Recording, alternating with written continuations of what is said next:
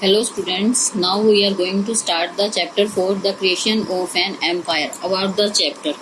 Since time immemorial, India has been a land of kings and emperors. Some of them achieved immortal fame because of their outstanding work, policy reforms and conquest. But there were others who got their names etched in the annal of history because they laid the foundation of great empire. Muhammad Zahiruddin Babur was one of the leading empire builder of the medieval period. He came from a distant land, faced several challenges and fought many battles before he was able to establish the Mughal Empire in India. But the empire that he founded so painstakingly collapsed after his death.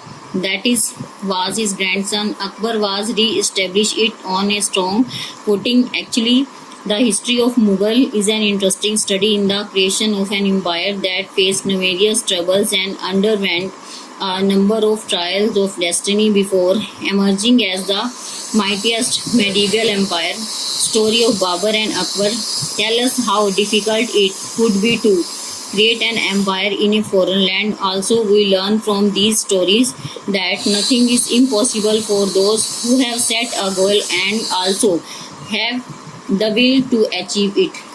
यह इसमें क्या बताया गया है कि पुराने समय से ही भारत जो है राजाओं और महाराजाओं की भूमि रहा है।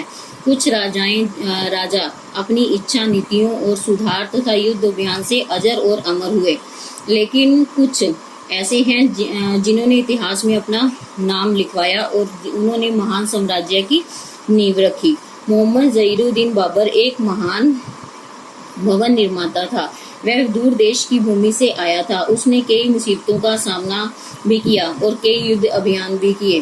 तब उसके पास भारत में मुगल साम्राज्य की स्थापना हुई, लेकिन जो इतनी मेहनत उसने वार्षिक वित्रांत में की, उसने साम्राज्य की स्थापना में भी की और इसी तरह से उसकी मृत्यु के बाद वह ढह गया। उसके बाद उसके पिता जो हैं अकबर यानी उसके पोते अकबर ने मुगल साम्राज्य की दोबारा नींव रखी। वास्तव में मुगलों के काल को भारत का निर्माण काल कहा गया है और उन्हें बहुत सी मुसीबतों का सामना करना पड़ा और उन्होंने बहुत सारे परीक्षण भी किए और मध्यकाल में उन्होंने अपने आप को शक्तिशाली बनाया। अकबर तथा बाबर की कहानियां हमें बताती हैं कि कितनी मुश्किलों से अंग्रेजों की भूमि पर मुगल साम्राज्य की नींव रखी गई। और इस कहानी से हम सीखते हैं कि हमारा उद्देश्य सच्चा हो तो कोई भी काम नामुमकिन नहीं होता। नाउ ग्लोस्टी mantle at screen for gunner. इसमें बंदूक की गोली ना लगने योग्य पर इरिश डिसेंट्स रेनबो यानी इंद्रधनुष, मैनुअल सेवक और ट्यूटलेग होता है संरक्षण, इंडोलेंट लेजी आलसी, स्टेटमैनशिप होती है राजनीति। Now India on the eve of Babur invasion. The political condition of India was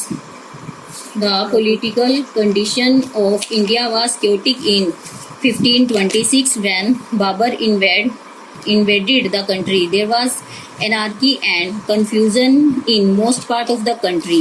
The Delhi Sultanate was tottering towards its fall. Sultan Ibrahim Lodi was a weak and inexperienced ruler. He failed to suppress the Afghan nobles. Daulat Khan Lodi, the governor of Punjab, and declared his independence. Alam Khan Lodi, an uncle of Ibrahim, also aspired to become the Sultan of Delhi. Alam Khan and Daulat Khan plotted against Ibrahim and invited Babur to invade India. The Rajput chiefs were also pitted against Ibrahim Lodi. Rana Sanga, the ruler of Mewar, had also joined the Afghan noble who had invited Babur to invade India. इसमें क्या बताया गया है कि उस समय जो राजनीतिक दशा थी वो बहुत ही ज्यादा उसमें अराजकता फैली हुई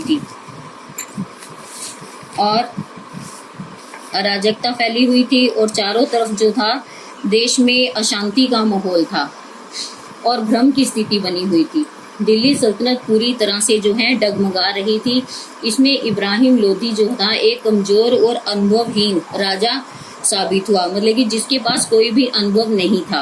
अफगान नोबल्स के विरोध को दबाने के लिए वो असफल रहा दौलत खान लोधी जो पंजाब का शासक था और जिसने अपने आप को जो है स्वतंत्र राजा घोषित कर दिया, क्योंकि उस समय जो है स्थिति जो है अच्छी नहीं थी। आलम खां और दौलत खान जो है इब्राहिम के विरुद्ध जो है साजिश करने लगे और राजपूत मुखिया इब्राहिम लोधी के खिलाफ खड़ा हो गया। राणा सांगा जो कि मेवाड़ का शासक था, वे भी अफगानों के साथ मिल गया और उसके बाद उसने बाबर को भारत पर आक्रमण करने के लिए बुलाया। नाउ हु वर मुगल्स, यानी मुगल कौन थे? The word Mughal comes from Mongol. They are believed that to have descended from the Mongols. Babur claimed descent on his mother's side from Genghis Khan, on his father's side from the Timur. Now he matched. Babur went to lay the foundation stone of the Mughal Empire in India. यानी मुगल शब्द जो है मंगोलों से निकला है और वे अपने आप को मंगोल के वंशज मानते थे और बाबर जो है उसे उनकी माँ की तरफ से मानता था और गेनिस खान जो है उसे उसके पिता की तरफ से मानता था और उन्होंने जो है अपने आप को आनुवंशिक विरासत प्राप्त की हुई समझी। जो भारत से उन्हें विरासत मिली जो आनुवंशिक थी, वे ये समझते थे कि उन्हें पूर्वजों की तरफ से ये विरासत मिली है। और एक जो बाबर था ऐसा शक्तिशाली राजा था जिसने भारत में जो है मुगल साम्राज्य की नींव रखी। उसके बाद Zahiruddin Muhammad known as the Babur was born in February 1483 CE. He was the son of Umar Sheikh, to descendant होते वंशज, descendant of Timur, who ruled over the king of Farganas. After the death of his father, Babur became the king at the age of 11. He had to struggle hard to maintain control over his possession. Though he soon lost Fargana to his enemy, he ultimately succeeded in occupying Kabul.